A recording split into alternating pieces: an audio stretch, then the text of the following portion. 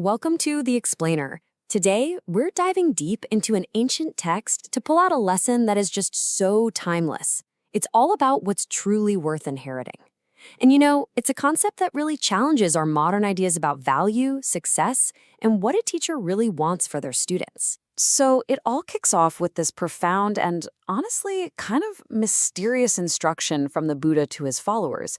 He says, "Be my heirs in the teaching, not in things of the flesh."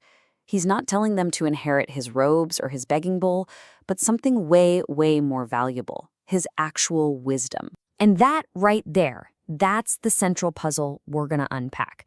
What does that even mean? It's all about a principle that puts lasting wisdom way above temporary comfort, inner strength over some kind of outer satisfaction. Okay, let's get into it. Now, this wasn't just some casual, off-the-cuff remark. The Buddha actually repeats this instruction, and he explains that he's saying it out of sympathy for his disciples. You can tell he's genuinely concerned about the kind of legacy they choose to carry on. He basically frames this as a matter of integrity. If his followers just chase after material things, the things of the flesh, then both they and he will end up being criticized. But if they become heirs in the teaching, their reputations stay totally clean. And to make this point impossible to miss, he tells a story. Okay, so now we get right to the heart of the matter with a super simple parable. It's just about some leftover food and two really hungry monks. But the choice they make, it's going to reveal everything. So picture this. The Buddha has just finished his meal, and he's got some food left over. He offers it to two of his hungry disciples, and he says, "Look, you can eat it if you want, otherwise it's just going to get thrown out." A simple choice, right? Seems like a no-brainer. And this is where it gets really interesting. See, it's not actually about the food. It's about what's going on inside their heads. The first monk, he remembers the teaching. He sees the meal as one of those things of the flesh and chooses principle over comfort, even if it means staying hungry. The second monk thinks, well, logically, I'll just eat the food, get rid of this weakness, and feel better.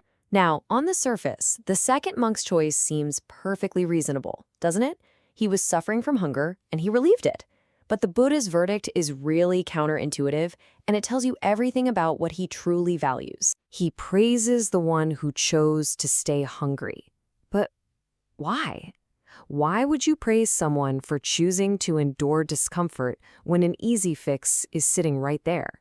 It almost sounds a little cruel, Well, it's because the benefit isn't about the short term. The Buddha explains that this one choice, this tiny act of sacrifice, is like a workout for the mind. It helps cultivate these powerful inner qualities like contentment and self-reliance. It shows that by giving up a little comfort, you can build spiritual muscle, not just get a full stomach. So after the Buddha finishes speaking and leaves, his lead disciple, a guy named Sariputta, he picks up the lesson. He wants to make absolutely sure that everyone gets how to apply this idea not just in one moment, but as a consistent daily practice. Sariputta basically frames this as the difference between really training and just backsliding. Because, it's one thing to hear a teaching, but it's a whole other thing to actually live it, especially when the teacher isn't around to watch you. And Sariputta makes it incredibly clear. He lays out the exact behaviors, almost like a scorecard. The praised disciple, they actively train. They practice letting go. They avoid indulgence. The criticized disciple, well, they do the opposite.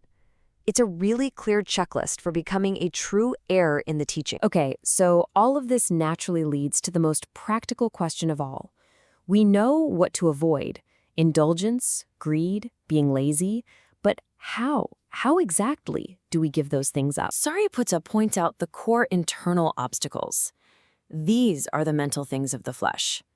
It's not just about leftover food anymore. It's about all the negative stuff in our minds that weighs us down, like greed, anger, jealousy, vanity, all the things that stop us from truly inheriting the teaching. And the answer isn't just to try harder.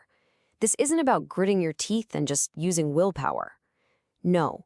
Sariputta points to a specific, actionable path, what he calls a middle way of practice, that is designed to systematically deal with all these negative states. And here it is. This is the ultimate toolkit for becoming an heir in the teaching. It's the Noble Eightfold Path.